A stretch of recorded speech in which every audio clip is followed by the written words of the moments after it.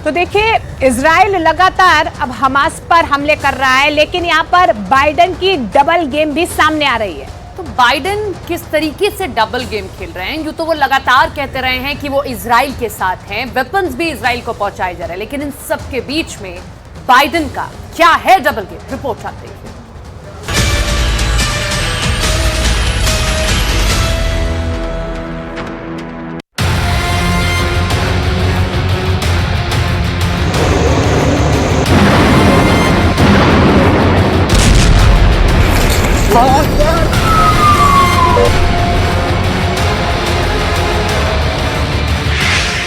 अक्टूबर को अमेरिका के 2 बंधक रिहा किए और 21 अक्टूबर को हजारों टन की राहत सामग्री गाजा के अंदर चली गई। क्या बंधकों की रिहाई और राहत सामग्री गाजा के अंदर भेजे जाने को लेकर कोई सीक्रेट डील हुई है? ये एक बहुत बड़ा सवाल है। आखिर हमास के खूंखार आतंकवादी इजराइल से भी बड़ा दुश्मन अमेरिका को मानते हैं। फिर आखिर ये आतंकवादी इतनी जल्दी कैसे अमेरिका के 2 बंधकों को रिहा करने पर राजी हो गए?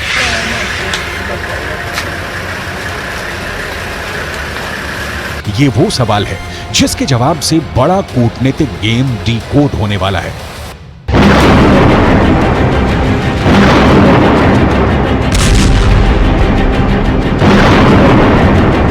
पिछले 15 दिनों से इजरायल पूरे गाजा पर ताबड़तोड़ बमबारी कर रहा है, ये जानते हुए भी कि गाजा के अंदर इजरायल के 200 से ज्यादा नागरिक कैदी हैं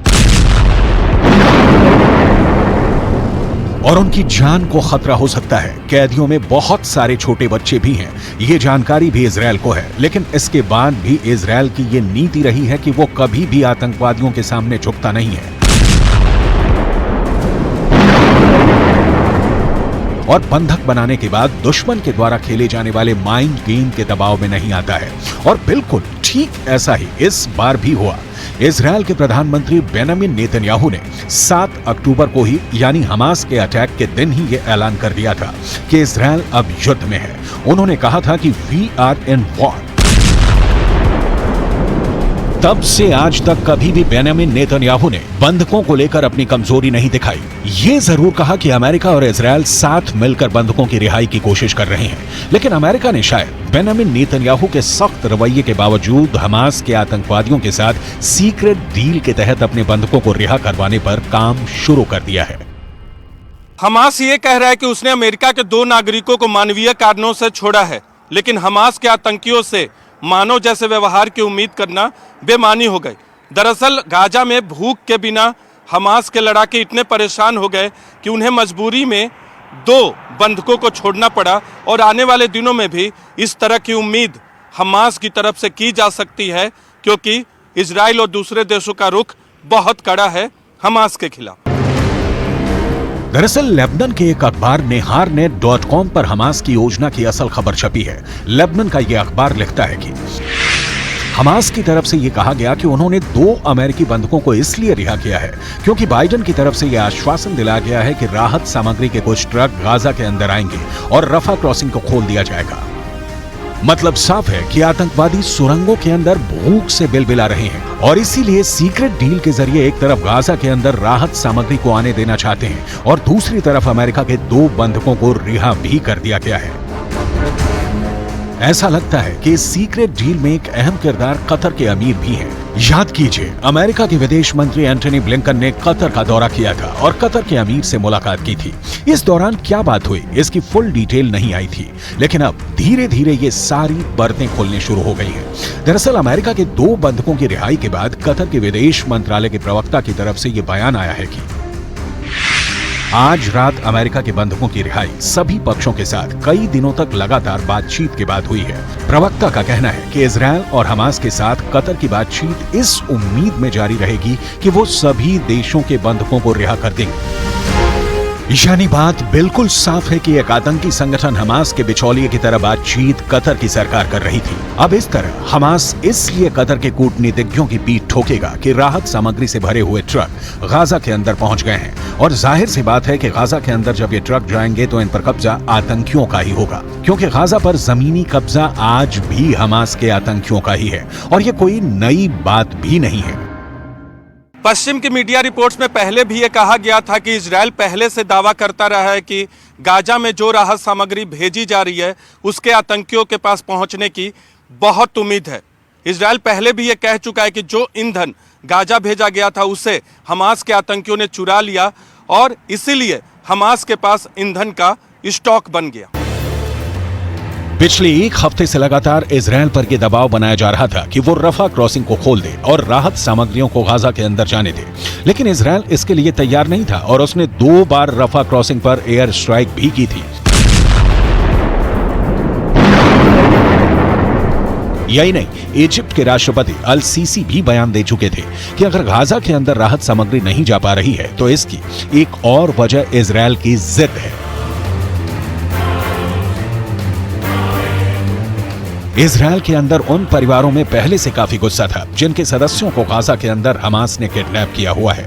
इन पीड़ित परिवारों ने पिछले हफ्ते एक प्रेस कॉन्फ्रेंस करके कहा था कि गाजा के अंदर राहत सामग्री तब तक नहीं जानी चाहिए जब तक कि इजराइल के सभी 200 से ज्यादा बंधकों को रिहा नहीं कर दिया जाए। इस मांग पर नेतन्याहू की तरफ से कोई बयान नहीं आया था क्योंकि शायद अमेरिका और कुछ साथी देशों का दबाव इजराइल पर था कि रफा क्रॉसिंग को खोला जाए। पूरी उम्मीद है कि जब अमेरिका के विदेश मंत्री टोनी ब्लिंकन ने कतर के अमीर से बात की होगी तब अमेरिका की तरफ से भरोसा दिलाया गया होगा कि अगर हमास बंधकों को रिहा करता है तो इजराइल राफा बॉर्डर को खोलने के लिए राजी हो जाएगा। यानी अगर देखा जाए तो इस पूरी डील में राजनीतिक नुकसान बेंजामिन नेतन्याहू को हुआ है। इजराइल को रफा क्रॉसिंग खोलने से रणनीतिक नुकसान भी हुआ है। इसकी चर्चा हम आगे करेंगे, लेकिन पहले नेतन्याहू के अंदरूनी राजनीति पर बात करनी जरूरी है। इजराइल के अंदर एक सर्वे हुआ है और इस सर्वे का दावा है कि इजराइल के 21% लोग गाजा में हमला करने के विरोध में हैं, लेकिन 65% लोग हमास पर हमले का समर्थन कर रहे हैं। गाजा में 51% लोग नहीं चाहते कि हिजबुल्लाह के साथ जंग हो और 49% लोग चाहते हैं कि हिजबुल्लाह के साथ भी जंग हो जाए। लेकिन सबसे बड़ी मुश्किल नेतन्याहू के लिए ये हुई है कि इस सर्वे के मुताबिक अगर आज इजराइल में चुनाव हो जाए तो नेतन्याहू की पार्टी को करीब 20 सीटों का नुकसान होगा। अब जाहिर सी बात है कि बंधकों को रिहा किए बिना ही इतनी भारी मात्रा में गाजा के अंदर राहत सामग्री भेजे जाने से नेतन्याहू की लोकप्रियता इजराइल के अंदर और गिरने वाली है। लेकिन नेतन्याहू इसलिए मजबूर हैं कि वो कई फ्रंट पर जंग लड़ रहे हैं और अमेरिका का साथ और अमेरिका के हथियार उन्हें किसी भी कीमत पर चाहिए। युद्ध रणनीति के हिसाब से भी अगर आप सोचेंगे तो ये पता चलेगा कि हमास के साथ लड़ाई इजराइल की लंबे वक्त तक गाजा में चल सकती है और गाजा में लड़ाई लड़ने के लिए हमास को भी लंबे वक्त तक रसद चाहिए, यानी खाना चाहिए। शायद इसीलिए जो राहत सामग्री रफा से गाजा के अंदर गई है उस पर कब्जा करने की पूरी कोशिश आतंकियों के द्वारा की जाने वाली है। जब आप इन सारे पॉइंट्स को जोड़ेंगे तो आपको बहुत आसानी से ये बात समझ में आ जाएगी कि तमाम देश अपने बंधकों को छुड़ाने के लिए नेतन्याहू के साथ डिप्लोमेसी कर रहे हैं। अगर आज अमेरिका डेमोक्रेट्स की जगह रिपब्लिकन की सरकार होती और ट्रंप या कोई रिपब्लिकन राष्ट्रपति होता तो शायद वो हमास और ईरान के खिलाफ ज्यादा सख्त होता, लेकिन नेतन्याहू की किस्मत उनका साथ नहीं दे रही है। डेमोक्रेट्स को अमेरिका में रिपब्लिकन के मुकाबले उदारपंथी माना जाता है। देखिए कैसे बाइडेन ने पहले बेहद चालाकी से हमास से डील के तहत अमेरिका के 2 नागरिकों को रिहा करवाया और फिर अमेरिका के अंदर राजनीतिक लाभ लेने के लिए दोनों बंधकों से मुलाकात भी की है और स्वागत भी किया है। ये दोनों अमेरिकी बंधक 7 अक्टूबर को इजराइल के किबुत्ज में थे जहां पर आतंकियों ने सबसे ज्यादा हिंसा की थी। यहीं पर नतालिया अपनी दादी का बर्थडे सेलिब्रेट करने गई थी, लेकिन आतंकियों के कब्जे में चली गई। नेतन्याहू को तो काफी तगड़ा झटका लग गया है क्योंकि 15 दिनों से जो आतंकी सुरंगों के अंदर भूख से बिलबिला रहे थे उनके पास अब राहत सामग्री पर कब्जे का विकल्प मौजूद है। लेकिन बंधकों के परिवार में खुशी है, खास तौर पर नतालिया के भाई अपनी बहन की रिहाई से उत्साह में है। Complete shock today when we found out about Natalie and Judith. The media actually found out before we did, and so we were completely taken by surprise, and it was this overwhelming mixture of this happiness and sadness and guilt that there are still people that need to be rescued. Britain और France के नागरिक भी Hamas की कैद में हैं। जाहिर सी बात है कि जिस तरह गाजा में मारे जा रहे आम लोगों का एक दर्द है, ठीक उसी तरह से गाजा के अंदर हमास में मौजूद छोटे बच्चों के माता पिता का भी दर्द बहुत बड़ा है और रिहाई के इस मौके पर यह दर्द छलक आया। I've been waiting for this moment for a long time, for 2 weeks. I haven't been sleeping for 2 weeks. Tonight I'm going to sleep good. I spoke with my daughter earlier today. She sounds very good. She looks very good. She was very happy. And she's waiting to come home. Her mother has a little scratch on her hand, but she told me it's nothing. She's okay. I spoke earlier with President Biden.